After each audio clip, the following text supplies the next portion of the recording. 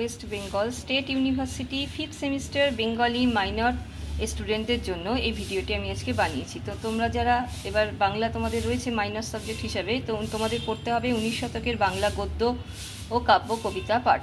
আচ্ছা, ইউনিট 1-এ রয়েছে গদ্য ও সাময়িক পত্র, এর মধ্যে কয়ে রয়েছে গদ্যগুলো আর খয়ে রয়েছে সাময়িক পত্র। গদ্যের আন্ডারে তোমাদের পড়তে হবে Serampore mission, Fort William College, Raja Rammohan রায়, ঈশ্বরচন্দ্র বিদ্যাসাগর, অক্ষয় কুমার দত্ত, কালীপ্রসন্ন সিংহ, প্যারীচাঁদ মিত্র, বঙ্কিমচন্দ্র চট্টোপাধ্যায়।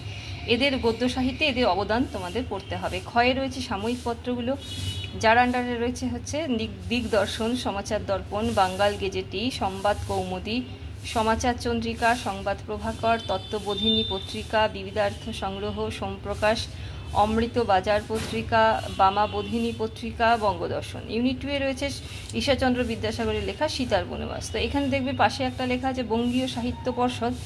তো ওটা হচ্ছে তোমার ঈশ্বরচন্দ্র বিদ্যাসাগরের কিছু লেখা নয়, ওটা তোমাদের পড়তেও হবে না। তো বঙ্গীয় সাহিত্য পর্ষদ থেকে প্রকাশিত এই সীতার বনবাসটি, তো সেই কারণে এইটা ওই পাশে লেখা আছে। তোমাদের পড়তে হবে শুধু সীতার বনবাস। তারপরে ইউনিট 3-এ পড়তে হবে 19 শতকের বাংলা ভাষার কবি ও কাব্য কবিতার পরিচয়। তো কবিদের মধ্যে পড়তে হবে ঈশ্বর গুপ্ত, রঙ্গলাল বন্দ্যোপাধ্যায়, মধুসূদন দত্ত, হেমচন্দ্র বন্দ্যোপাধ্যায়, নবীনচন্দ্র সেন, বিহারীলাল চক্রবর্তী, অক্ষয় কুমার বড়াল, গোবিন্দচন্দ্র দাস, স্বর্ণকুমারী দেবী, গিরীন্দ্রমোহিনী দাসী, মানকুমারী বসু, কামিনী রায়। আচ্ছা, তারপরে ইউনিট 4-এ রয়েছে মধুসূদন দত্তের চতুর্দশ পদী কবিতাবলী, বা যেটাকে ইংরাজিতে সনেট বলা হয়। তো সনেটগুলো পড়তে হবে, যে 5টা সনেট রয়েছে তার মধ্যে রয়েছে বঙ্গভাষা, কপোতাক্ষ নদ, কমলে কামিনী, শ্রীমন্তের টোপর, ঈশ্বরচন্দ্র বিদ্যাসাগর। এই 5টা সনেট তোমাদের পড়তে হবে। আর তোমাদের বেশ কিছু সাজেস্টিভ কোয়েশ্চেন আমি দেখিয়ে দিচ্ছি। ইউনিট 1-এর আন্ডারে পড়বে হচ্ছে বাংলা সাহিত্যের বিকাশে রাজা রামমোহন রায়, তারপরে পড়বে সাময়িক পত্রের ইতিহাসে সংবাদ প্রভাকর ও তত্ত্ববোধিনী পত্রিকা, তারপরে পড়বে সাময়িক পত্রের ইতিহাসে বঙ্গদর্শন, দিগদর্শন, বাংলা ভাষার যথার্থ শিল্পী হলেন ঈশ্বরচন্দ্র বিদ্যাসাগর, বা ঈশ্বরচন্দ্র বিদ্যাসাগরের বাংলা গদ্য সাহিত্যের বিকাশে অবদান, গদ্য সাহিত্যে বঙ্কিমচন্দ্র চট্টোপাধ্যায়, গদ্য সাহিত্যে শ্রীরামপুর মিশন আর ফোর্ট উইলিয়াম কলেজ। আচ্ছা, এবার এখান থেকে কিছু 5 নম্বরের কোয়েশ্চেন রেডি করবে। টিকা টাইপ, কমলাকান্তের দপ্তর, আলালের ঘরে দুলাল, হুতম পেঁচার নকশা, 32 সিংহাসন। আচ্ছা, এর সঙ্গে কিন্তু এই যে সাময়িক পত্রিকাগুলো বললাম, এগুলো 10 মার্কসে হয়তো একটা সাময়িক পত্রিকা তোমাদের দিলেও দিতে পারে, তো আর কিছু কিন্তু 5 নম্বরের টিকাতেও তোমরা পেয়ে যাবে। কাজে সাময়িক পত্রিকাগুলো কিন্তু মনোযোগ দিয়ে পড়তে হবে। এইবার তোমাদের ইউনিট 2-এর আন্ডারে থাকছে ঈশ্বরচন্দ্র বিদ্যাসাগরের সীতার বনবাস। আচ্ছা, এটা কিন্তু এর আগে সেভাবে ছিল না। তোমাদের 3rd সেমিস্টারের অনার্সে এবার এনইপিদের জন্য একটা পোর্শন আছে, কিন্তু এর আগে বিশেষ এই সীতার বনবাস কিন্তু বেঙ্গলি স্টুডেন্টদেরকে পড়তে হয়নি। তো সেই কারণে এখানে যে কি কোয়েশ্চেন থাকবে সে সম্বন্ধেও কিন্তু এখনও সেরকম কিছু তথ্য হাতে নেই। তবে আমি কয়েকটা কোয়েশ্চেন তোমাদের দিয়ে দিয়েছি। এখান থেকে 10 মার্কসের কোয়েশ্চেন আশা করি তোমরা পেয়ে যাবে, কিন্তু 5 মার্কসের কোয়েশ্চেনের ক্ষেত্রে এত বড় একটা গ্রন্থের মধ্যে থেকে কিন্তু লাইন তুলে প্রশ্ন আসতে পারে, কারুর চরিত্র আসতে পারে, হ্যাঁ, তো প্রসঙ্গ তাৎপর্য আসতে পারে। তো আমার যেটা ব্যক্তিগত মতামত, তো তোমাদের তো পরীক্ষার সময় 5 নম্বরের টিকা টাইপ কোয়েশ্চেন থাকে 4টে, তার মধ্যে 2টো লিখতে হয়। তো চেষ্টা করবে, যদি সীতার বনবাসটা একদম নতুন, তো এটা অনেকটা বেশি পরিমাণে পড়তে হবে, তো চেষ্টা করবে সীতার বনবাসটাকে অ্যাভয়েড করে অন্য যে 3টে টিকা থাকবে 5 মার্কসের, তার মধ্যে দিয়ে 2টো চয়েস করতে। তাহলে কি হবে, তোমাদের পরিশ্রমটা খানিকটা কম হবে। তো সীতার বনবাস থেকে আমি কিছু 10 নম্বরের কোয়েশ্চেন দেখিয়ে দিচ্ছি। সীতা চরিত্র। আচ্ছা, এই সীতার বনবাস হচ্ছে যে তিনি যে ঈশ্বরচন্দ্র বিদ্যাসাগর তিনি অনুবাদ করেছিলেন মূল সংস্কৃত গ্রন্থ থেকে, তো সেই অনুবাদের মৌলিকতা বিচার করতে হবে, বা কতটা এটা অনুবাদ গ্রন্থ থেকে ঈশ্বরচন্দ্র বিদ্যাসাগরের একক প্রচেষ্টায় এটা একটা নিজস্ব সাহিত্যের পর্যায়ে উন্নীত হয়েছে, এইভাবে প্রশ্ন আসতে পারে।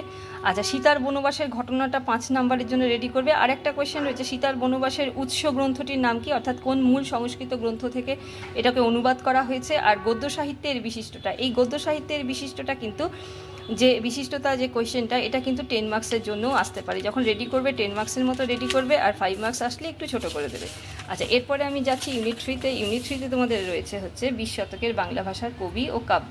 এর মধ্যে যুগ সন্ধিক্ষণের কবি রূপে ঈশ্বর গুপ্তের অবদান পড়বে, ভোরের পাখি হিসাবে বিহারীলালের অবদান পড়বে, মাইকেল মধুসূদন দত্ত পড়বে, হেমচন্দ্র বন্দ্যোপাধ্যায়, মহিলা কবিদের মধ্যে গিরীন্দ্রমোহিনী বসু, মানকুমারী বসু রেডি করবে, রঙ্গলাল বন্দ্যোপাধ্যায়ের অবদান রেডি করবে। পদ্মিনী, এরপর 5 মার্কসে কিছু টিকার মধ্যে পদ্মিনী উপাখ্যান, বিত্রসংহার, সাধের আসন, শারদামঙ্গল, এরকম কিছু দিলাম। আর বড় কোয়েশ্চেন রেডি করার সময় অনেক সময় হয় কি, যে যখন তোমাদের ওই পার্টিকুলার কোনো কবি নাম ধরে তোমরা বড় কোয়েশ্চেন রেডি করবে, তো তার যে বিখ্যাত লেখাগুলো এগুলোও কিন্তু পয়েন্ট করে করে পড়তে হবে তোমাদের 10 মার্কসের জন্য।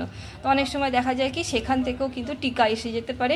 তো যদি টিকাটা আসে তাহলে একটা ভূমিকা, যে 10 মার্কসের জন্য তোমরা যেটা ভূমিকা রেডি করবে সেই ভূমিকাটা রেডি করার দিয়ে তারপরে পার্টিকুলার ওই যে পয়েন্টটা যেটা বড় কোয়েশ্চেনের আন্ডারে পড়েছো সেই পয়েন্টটা তুলে দিলেই কিন্তু 5-এর টিকা হয়ে যাবে। কাজেই 5-এর টিকা নিয়ে খুব একটা চিন্তার কারণ নেই। বড় কোয়েশ্চেন রেডি করতে করতে যদি সব বড় কোয়েশ্চেন তো দেবে না, যে কোনো দুটো দেবে, আর বাদবাকি যেগুলো দেবে না সেখান থেকে কিন্তু পয়েন্ট ভিতর থেকে পয়েন্ট তুলে সেই কবির বিখ্যাত রচনাগুলোর মধ্যে একটা টিকা হিসাবে চলে আসতে পারে। তো তোমরা যখন 5 মার্কসের কোয়েশ্চেন রেডি করবে একটু মন দিয়ে রেডি করবে যে কোন পয়েন্টগুলো কোন কোন বিখ্যাত লেখাগুলো রয়েছে পয়েন্টের মধ্যে, তো সেখান থেকে টিকা এসে গেলে একটা কমন ভূমিকা করে দেবে আর পার্টিকুলার ওই যে পয়েন্টটা সেই পয়েন্টটা তুলে দেবে, তাহলেই হয়ে যাবে। এবার মাইকেল মধুসূদন দত্তের চতুর্দশপদী কবিতা বলি, এটাই তোমাদের একমাত্র এই ইউনিটের তোমার পুরো 5th সেমিস্টারের যে বেঙ্গলির যে ইউনিট 4 এটাই তোমাদের জন্য সবচেয়ে সহজ হবে। কারণ কি এখানে একদমই 5টা তোমাদের সনেট রয়েছে, তুলে দেওয়া আছে, এর মধ্যে থেকেই 10-এ আসবে, এর মধ্যে থেকেই 5-এ আসবে। তো এটা ভালোভাবে রেডি করবে পরীক্ষার সময় যাতে 5-এর কোয়েশ্চেন একটা এখান থেকে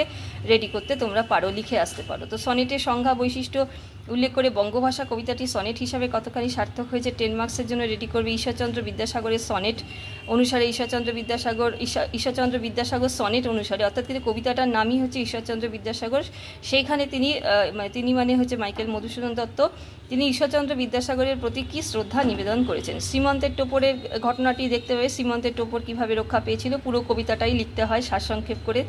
আচ্ছা, কপোতাক্ষ নদ কবিতার প্রকৃতির সঙ্গে কবির যে স্বদেশপ্রীতি একাত্ম হয়েছে সেটা, বা সনেটের বৈশিষ্ট্য কতখানি রক্ষিত হয়েছে কপোতাক্ষ নদে, সেটা রেডি করবে। কমলে কামিনীর কবিতার ভাববস্তু, এছাড়া 5 নম্বরের জন্য বেশ কিছু কোয়েশ্চেন রেডি করবে, যে হে বঙ্গ ভাণ্ডারে তব বিবিধ রতন, তারপরে লাইনটাও তুলে দিতে পারে তার তাৎপর্য প্রসঙ্গ, ওরে বাছা মাতৃকোষে রতনের রাজি, তারপরে লাইনটাও তুলে দিতে পারে হে ভিখারি দশা তবে কেন তোর আজি, তারপর তাৎপর্য বহু দেশ দেখিয়াছি বহু নদ দলে, প্রসঙ্গ তাৎপর্য কমলে কামিনী আমি হেরিনু স্বপনে, দৃশ্যটি লেখো বা কমলে কামিনীর ঘটনাটি লেখো, যা ফিরি অজ্ঞান তুই যারে ফিরি ঘরে, প্রসঙ্গ তাৎপর্য। তো ভিডিওটা শেষ করার আগে আমি বলি যে আমি অনলাইন অফলাইন দুভাবেই প্রাইভেট টিউশন পড়াচ্ছি। যদি তোমাদের মনে হয় বেঙ্গলির জন্য প্রাইভেট টিউশন দরকার, তো আমার হোয়াটসঅ্যাপ নাম্বার 8697036324, এখানে আমার সঙ্গে কন্ট্যাক্ট করতে পারো।